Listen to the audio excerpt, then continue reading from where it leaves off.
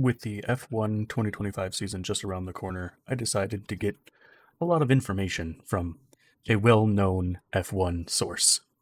And remember, liketh and subscribeth. Uh, Now, go ahead. F1 beefs. At the end of last season, George Russell really pissed off Max Verstappen. Basically, Russell, oh dear, there's a geez. braking zone there. Basically took Verstappen off of pole and put Russell onto it. And Verstappen wasn't having any of it. Verstappen said, I've lost all respect for him, basically. How do you handle beef and stuff like that then? So, for example, yeah, boom. Well, maybe less aggressive than that. And now back to our regularly scheduled program. It's a shame because, like, otherwise I'd be pressing L1 and R1 at the same time to take off the respective wheels. So That's super cool. I forgot about that. But yeah, so beef can be handled differently in that sense.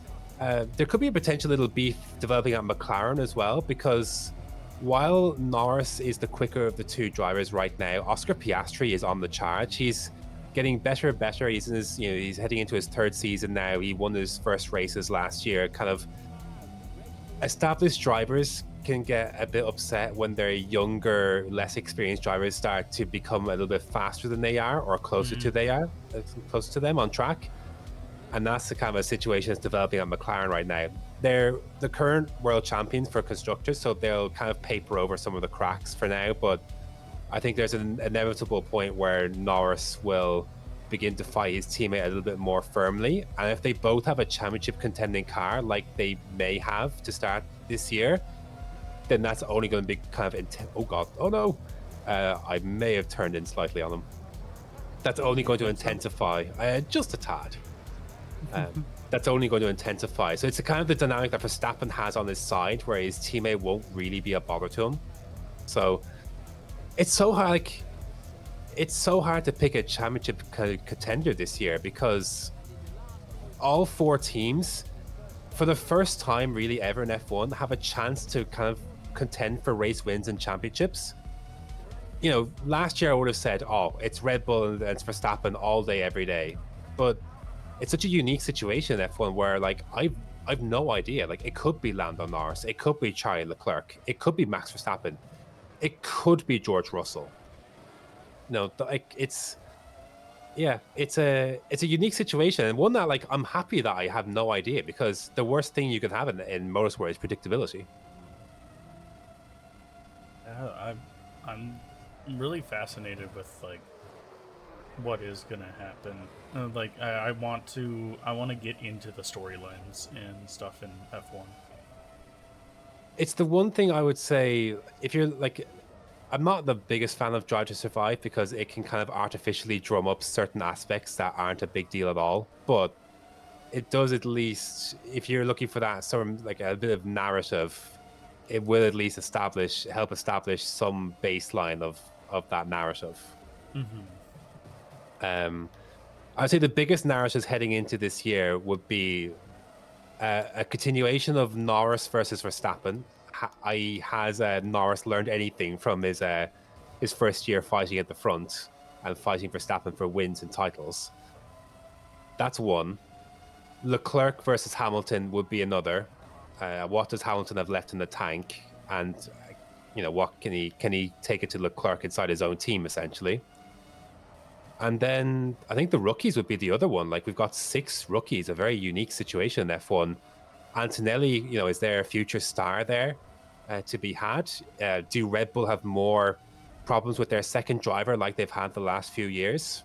Will Lawson cure any of those? So, I think those. Oh dear, that was disastrous. So disastrous that I got a penalty for that. To me, there's obviously more teams than just those top 4 in F1. Like, I do love the midfield battle, and I think the midfield battle, it will be a little bit muted, I think, this year, in the sense that I think a good chunk of them will just immediately, like, they're not going to care too much about the 2025 car. They're just immediately going to just focus everything into 2026. So Aston Martin, for instance, they should be performing a lot better than they are, but they're underperforming right now in terms of their facilities and their car. They should be better for what they have. They're going to immediately turn the focus to 2026. Williams will do something similar too, because there's no competitive benefit for them to waste time developing the 2025 car when they could be developing on 2026 and giving themselves the best possible chance to have a really good 26, which they could in theory do. So yeah, it's gonna be a little weird in that sense, but that's the beauty of it at the same time, is that because the battle at the front is so close, the four teams at the front can't afford too much to focus on 2026 when there's a title so open to be had. And in motorsport, like you know yourself, nothing's ever guaranteed. Like, you know, you never know when you're never guaranteed to build a race winning car the next season. So you have to kind of take what you have in front of you. Yeah. And that's kind of the beautiful part of the F1 this year, is that it's so open. We have no idea right now. In theory, it's going to be wide open. Man, you guys are going through a lot right now. It's a lot of change, yeah. Like in a sense, it's changes in the sense that this year we're gonna have to get used to the fact that potentially 4 teams could win races, but then a lot is changing next year. Like there's gonna be new engines, there's gonna be new chassis, new cars. They will look very different compared to this year. So because you guys don't really have a playoffs, what are your like top drivers, or who are you looking for? What are your favorites going into 2025? It's so hard this year because it's so open. So I think Verstappen is the best driver on the grid. So if he has a car that has got a remote chance of contending, he will be in the mix. I'll do one more here. Sepang I love. Malaysia is a race I miss. And we'll go into the BR. We'll go with a driver you may be familiar with, Takuma Sato, who was in F1 before he made his switch to IndyCar. I do know Sato. Sato was as banzai in F1 as he is in IndyCar. that never changed. I love IndyCar. The thing is I don't follow it that much. I watch the Indy 500 and I like a few of the races in between, but I don't really watch a lot.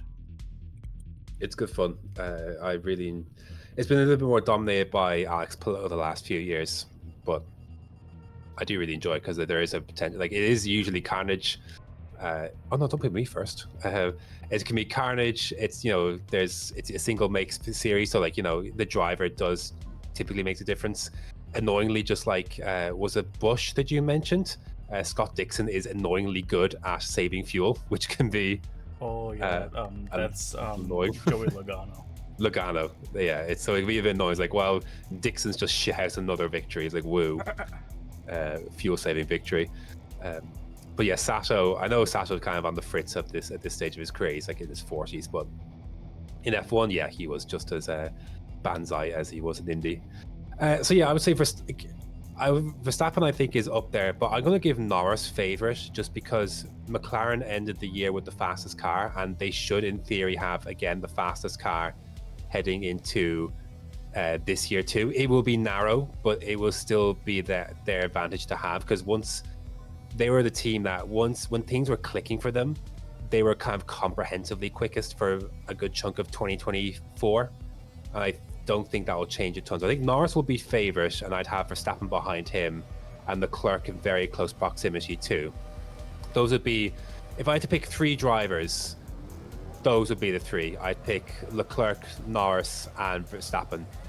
Each have like their own chance because they're in 3 different teams. So whichever team does the best, not just with how their winter development went, but their in-season development and how they can add performance to the car.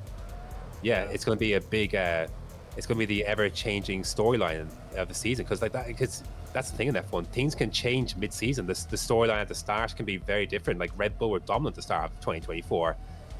2024 went on. It was a very different storyline. McLaren ended up being the fastest team. Mercedes ended up gaining a lot of pace, as did Ferrari. Yeah. So they'll all be in the mix, but I would back those 3. I just think Mercedes and Russell, I think, have the most to make up, and I'm not convinced that they'll be able to do so. So I would, and I also think Russell is I would have Russell fourth out of those drivers, out of Verstappen, Norris, and Leclerc. Okay. Do you I had something in my brain shut down. So you said earlier that there is at least a team that has a problem with their second their second F1 car going into it.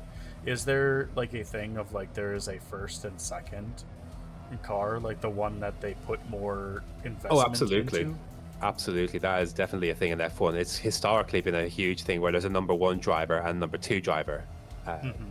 Where, yes, the number one driver does get priority on, you know, in the past it would be, you know, priority on upgrades. It would be, well, it even happens now still even, upgrades, strategy, you know, a preferred strategy, the less, maybe less experimental strategy would be chosen for the number one driver. Absolutely. Driver, you know, teams will try and tell you that driver preferential treatment doesn't exist, but it absolutely exists. Yeah. What are those? Are there any like number two drivers that you look to a lot though to still have that like? He's gonna have an exciting race even if he isn't in the best equipment. Yeah, I'd look at someone like Fernando Alonso as someone that he can shithouse really good results out of cars that are, you know, are below par, or, you know, he can drag performances out of cars that it should not be, like, he should not be able to get as high as he is in some races, but that's just what Fernando Alonso does. Like he excels at adapting and getting the most out of whatever machinery he's in, which is why I hope that Aston Martin can figure this shit out, because at the start of 2023 we saw exactly that. Even though Alonso's like 42 now, in F1 that is old. Like that is old in F1. Yeah. Like it's very rare. Like what him and Hamilton are doing is rare territory. Normally people reach their expiry date by this stage, because by this stage, like just biologically, like your reactions just aren't what they used to be. Like it's just, that's just what bodies do. Like they degrade over time, and he shouldn't be as good of a race driver as he is, you know, at this age, but he's still doing incredible things in underwhelming machinery, which is, yeah, that's just what Alonso does. So obviously Alonso is my favorite driver. He's on this grid actually in 2005. This was his first title winning year in 2005, which, yeah, it's incredible that he's been racing over 20 years. Is insane. So he's a driver I look for, that I really enjoy. I also really enjoy the work of Yuki Tsunoda, who I think is a Japanese driver. He's part of the Red Bull second team. Okay. What did you say his name was? Yuki Tsunoda. Okay. He's 5'2", so he's a short old folk. He maybe falls into the angry short bloke syndrome. He can be quite. He's got better at being less angry over the radio, but I think he was hard done by, because when Red Bull parted ways with Sergio Perez, they had a seat to fill, and they chose to fill it with Liam Lawson, who is Tsunoda's slower, less experienced teammate. And yeah, that was frustrating. So I enjoy watching Tsunoda in the midfield. I think he is one of the better drivers there. Nico Hülkenberg is a driver I really enjoy from Germany. He's kind of on the older side too, kind of came back recently. He moved away from Haas in this year. So he's going into what will become the Audi seat next year. But for now, this year, it's going to be it is going to be a lowly Sauber drive this year. I don't think they'll be very fast. Number one, number two drivers. Yeah, I mean, it could be such a difficult thing for teams to navigate, because there are some situations where some drivers are inherently quicker than their teammates, but it's not too far. So like Oscar Piastri is a little bit slower than Lando Norris, but he's still quick enough to win races. So it puts teams in really awkward positions sometimes. And that's part of the fun. Like that's because those storylines begin to emerge, and drivers will feel hard done by getting less preferential treatment. So yeah, I enjoy Piastri, watching him at McLaren. I enjoy Tsunoda, Alonso, Hulkenberg. Those are some drivers that like. Sainz obviously in the midfield will be fun to watch. He's a top driver in you mentioned various examples in NASCAR. is a top driver. Oops, that is, unfortunately not in top machinery. Mhm. So, yeah, but there comes a different kind of satisfaction, doesn't there? Watching, because it kind of reaffirms, like, oh, they're so good still, but it's just frustrating that they're not in the top machinery. Yeah. I think there's a lot to it of like you need to be in the right machine, but I've always loved the times that somebody without as good equipment can push past that. Hmm. And that was one of the problems that Kyle Busch actually had last year, is that he is in crappier equipment this year or this last year, but he pushed himself too hard with it and Oh kept yeah. pushing himself like off of what the pace basically, and would push himself too far into crashing or getting into trouble with it. Oh yeah, like the overdriving can definitely be a thing like that when you're just trying to find as much you can, and just the limitations of your machinery just doesn't allow you to go any further than your your talent can go. And that's about it. Thanks for watching. Like and subscribe. Why are you still here? Bye bye.